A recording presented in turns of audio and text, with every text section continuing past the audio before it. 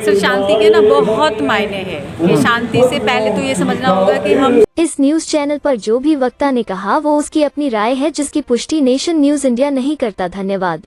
शांति से क्या समझ रहे हैं। शांति एक ऐसी अवधारणा है जो कहीं ना कहीं समाज में जितने अलग अलग जो विभाजन है, चाहे वो पुरुष और स्त्री के बीच का विभाजन है, चाहे वो जाति आधारित विभाजन है, जो SC ST OBC माइनॉरिटीज इन सबको लेके जो विभाजन है, विभाजन से जो उभरती समस्याएं हैं, जो बीच में लोगों के मनमुटाव है, या फिर यूँ कहे कि जो हमारा marginal section of the society है वो कहीं ना कहीं जो रिसोर्सेज हैं देश के उनसे दूरी उनकी है। जैसे पॉलिटिकल रूप से कितने लोगों की भागीदारी है या फिर समाज में लोगों की कितनी पहुंच है, तो इन सब के मुद्दों को उभारने की कोशिश ये दलित साहित्य है। तो उसी कॉन्टेक्स्ट में हमने इस थीम को रखा है इस चौथे दलित महोत्सव के आयोजन में। और ये 2 दिन का महोत्सव है जिसमें अलग अलग विषयों पर चर्चा परिचर्चा हो रही है, जिसमें बातचीत के द्वारा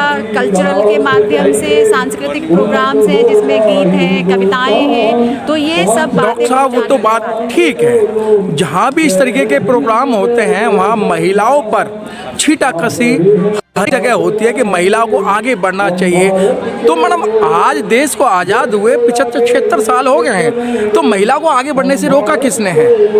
देखिए सर, ये बहुत वाजिब सा सवाल है आपका कि महिलाओं को रोका किसी ने नहीं है, कोई हाथ पकड़ के उनको पीछे नहीं खींच रहा है। लेकिन जो समाज में जो अब तक का जो चलन है, जो परंपरा है, जो यथा इसको बनाए रखना चाहते हैं। आप सर एक ही चीज़ देख लो, आप 1950 में आज़ादी के साथ ही संविधान लागू हो गया, 50 में 47 में आज़ादी के बाद संविधान सबको बराबरी का हक देता है। तो यही यक्ष प्रश्न है हमारे सामने, बराबरी का हक मिलते हुए भी अभी भी पार्लियामेंट में केवल 14% महिलाएं आई, जबकि 33% रिजर्वेशन बिल के लिए लगभग 30 से 40 सालों का संघर्ष चला है और अब जाके पास हुआ है पार्लियामेंट में। और वो भी इम्प्लीमेंट कब से होगा? 2006 से 26 से होगा।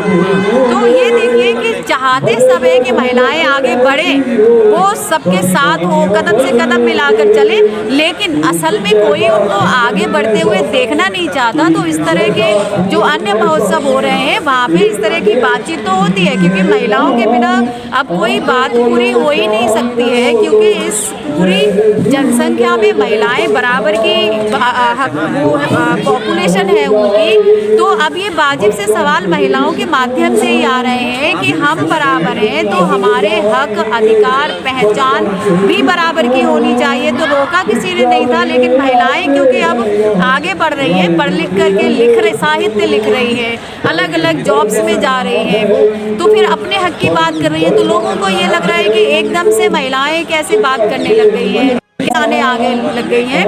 तो सर ये एक लर्निंग प्रोसेस है जिसमें महिलाएं आगे निकल के अपने हक अधिकार की लड़ाई लड़ना शुरू कर दें। लेकिन डॉक्टर साहब बात यहीं आती है कि महिलाओं को तो देवी देवता चाहिए ना, नहीं तो मंदिर में पूजा करने के लिए चाहिए, करवा चौथ पे व्रत रखने के लिए चाहिए। उन्हें क्या जरूरत पड़ी है कि मतलब वो विश्व शांति की तरफ जाए? और विश्व शांति की तरफ जब भी जाएगा जब उसके पास एजुकेशन होगी। हाँ बिल्कुल, आपने अपने सवाल में ही आंसर जो है वो छुपा के रखा हुआ है, क्योंकि हम आगे तभी बढ़ेंगे जब हम जो कर्म कांड है ना, कर्म कांड से निकल करके जब हम शिक्षा की ओर बढ़ेंगे। क्योंकि डॉक्टर BR अम्बेडकर ने भी कहा था कि शिक्षा हमारे हाथ में वो अधिकार है जिसके द्वारा हम बहुत ऊंची ऊंची संस्थाओं में ऊंचे ऊंचे पद ले सकते हैं और अपने समाज में आकर हम अपने समाज की तरक्की के लिए काम कर सकते हैं। तो एजुकेट होना बहुत ज़रूरी है। इसलिए बाबा साहब का स्लोगन था कि एजुकेट, यूनाइट एंड एजिटेट, कि पहले शिक्षा लो, फिर इकट्ठे हो और उसके बाद संघर्ष करो, क्योंकि संघर्ष की ताकत तभी आएगी जब आप कुछ बोलने के लायक बनेंगे। तो बोलने के लायक हम तभी बनेंगे जब शिक्षित हों।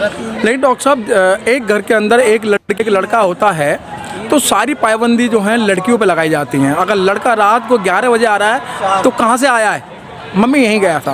अगर लड़की अगर आधे घंटे लेट हो जाए तो लड़की पे आप जैसी जो माता हैं, आप जैसी जो महिलाएं मतलब 120 क्वेश्चन खड़े कर देती हैं। 120 मैंने इसका पूरा एक बनाया है डाटा, 120 क्वेश्चन होते हैं, 19 हो सकते हैं लेकिन 121 क्वेश्चन बनते हैं। तो क्या लगता है कि वो बेटियों को वो वैसी जैसे लड़कों को दी जा रही है? देखिए, इसमें रिस्पॉन्सिबल कौन है? हमारा समाज ना, जिसमें महिला और पुरुष दोनों हैं।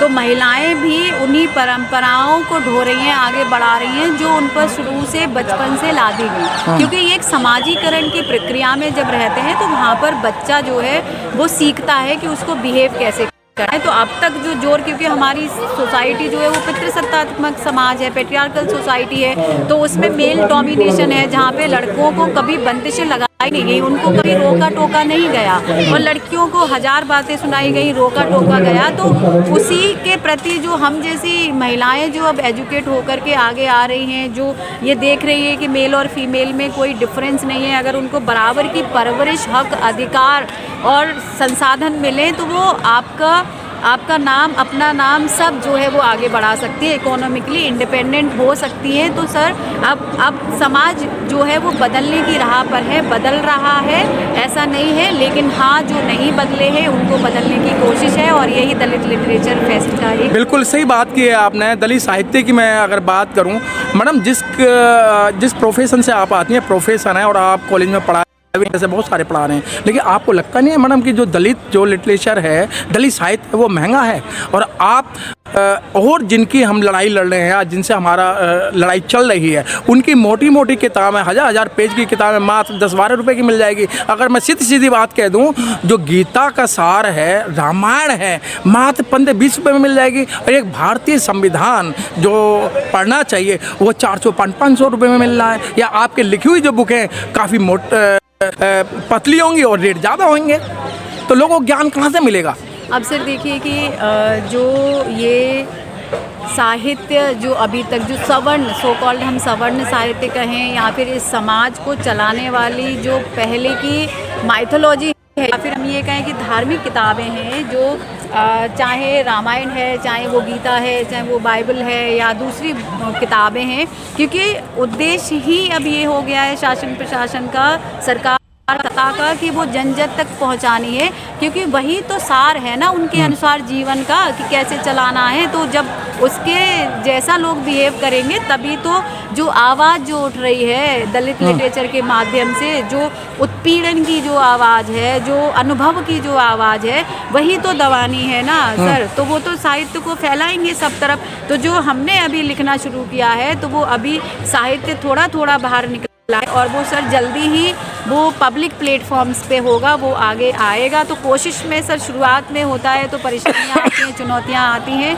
और हमें ऐसी उम्मीद है कि दलित साहित्य भी एक बड़ा जो है वो सिंबल बन चुका है एक सोसाइटी को रिप्रेजेंट करने का। तो ऐसा नहीं है, वो भी अब पब्लिक प्लेटफॉर्म्स पर आगे आ रहा है। हाँ, कुछ कोशिशें हैं उसको पीछे ले जाने की, लेकिन अब हमारे पब्लिकेशंस भी, और धीरे धीरे हम भी कोशिश कर रहे हैं कि अपने लिटरेचर को हम अपने तरीके से लेके आएँ। और आप देख रहे हैं कि ये दलित लिटरेचर फेस्ट उसका एक उदाहरण है, जहाँ पर हम अपने लोगों को मंच प्रदान कर रहे हैं, अपने लोगों को बात रखने के लिए जगह दे रहे हैं, क्योंकि ये हमारा अपना स्पेस है जहाँ पर हम अपनी बातें किसी भी माध्यम से। डॉक्टर साहब, एक बड़ा कड़वा क्वेश्चन है, और आपको लगेगा कि पहले आपके पास में विकल्प मीडिया नहीं था।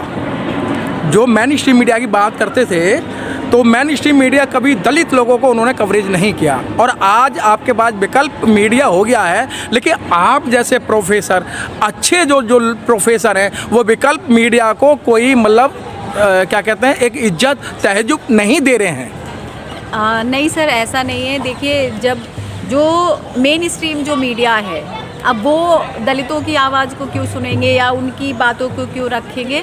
लेकिन आप जैसे लोग हैं जो हमारे समाज से निकले हैं, जो इस क्षेत्र में एक नाम बन चुके हैं, तो देखिए वो लोग आ रहे हैं, हमारे इस फेस्ट को जगह दे रहे हैं, लिटरेचर को जगह दे रहे हैं। तो धीरे धीरे सर हमारी भी जगह बनेगी, और एक समय ऐसा आएगा जब लोग पूछेंगे कि अच्छा, ये दलित जो मीडिया था, इसने तो बहुत अच्छी कवरेज करी थी और बहुत अच्छे प्रोग्राम्स भी हुए थे। तो सर ये अभी शुरुआत है, और ये रास्ता हमें और आगे तय करना है।